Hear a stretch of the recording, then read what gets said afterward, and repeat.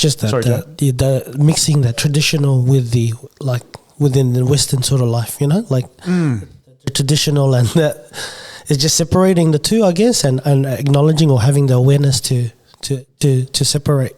Yeah, I think so, and it's a fine balance, right? It's a fine balance, because I think if it's done well with strong leadership, it's really good. But then, you just have to be careful that you don't separate.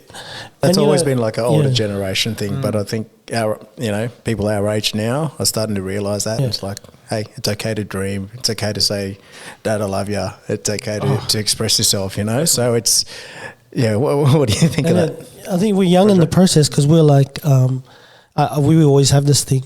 We've only had money in the Pacific Islands, I think, for about 150 years now, whereas money's been around for thousands of years, you know?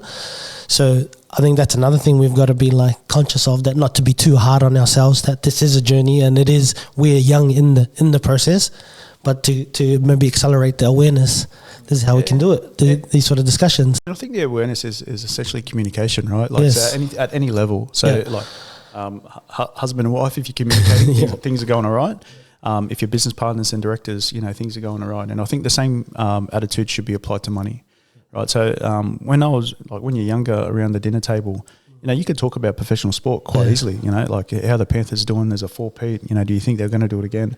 But very rarely do you have a chat about money, around taxes, company tax, income tax, payroll tax, PAYG, that sort of like savings, budgeting, mortgages, 100%. And even so like, and having healthy discussions, right? So sometimes I can see a lot of things, and whether it's culture driven or whichever, is that a lot of money gets thrown around, and it's very expensive for funerals, for weddings, for there's a thing that we do at church in Samoa.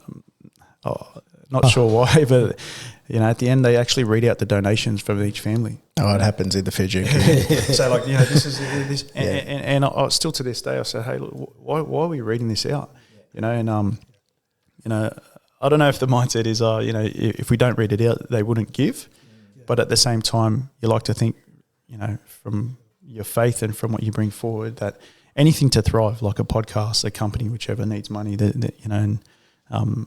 different beliefs depending on what you practice, tithing and different things, that for anything to prosper, that you need